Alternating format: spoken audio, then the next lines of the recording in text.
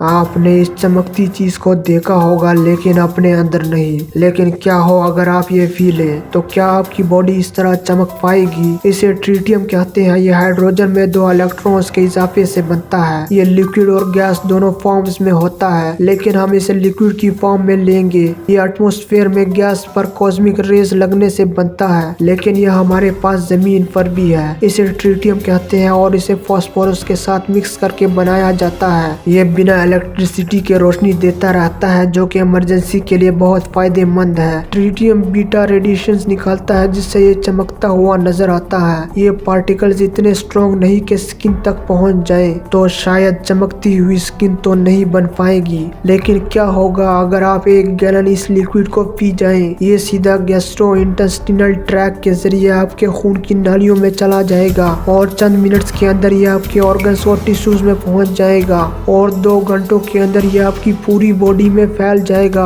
और जिस्म में मौजूद तमाम फ्लूइड से मिल जाएगा। इंटरनेशनल एटॉमिक एनर्जी एजेंसी की रिसर्च के मुताबिक पानी के साथ इसे पीने से ही 18 महीनों के अंदर आपके अंदर ट्यूमर पैदा कर देगा और इससे आपकी मौत भी हो सकती है। लेकिन अगर आपने ये सिर्फ चंद लीटर भी पिया, तो भी आपको अपनी बॉडी से पेशाब के जरिए इसे निकालने में महीने लग जाएंगे। बीटा पार्टिकल्स की एनर्जी कम होती है, इसलिए ये आपकी पूरी बॉडी में नहीं फैल पाएगा, लेकिन ये बॉडी की मुख्तलिफ जगहों पर जमा होकर आइसोटोप स्पॉट्स बना देगा और इन जगहों से रेडिएशन निकलेगी। लेकिन क्या ये चमकना शुरू कर देगी? नहीं, ऐसा नहीं होगा, क्योंकि ट्रिटियम को चमकने के लिए फास्फोरस की जरूरत होती है। लेकिन फास्फोरस से भरपूर खुराक, गोश्त, अंडे या डेयरी प्रोडक्ट्स इस काम को कर सकते हैं। यानी ट्रिटियम के साथ रिएक्शन करके शायद चमकना शुरू कर दे।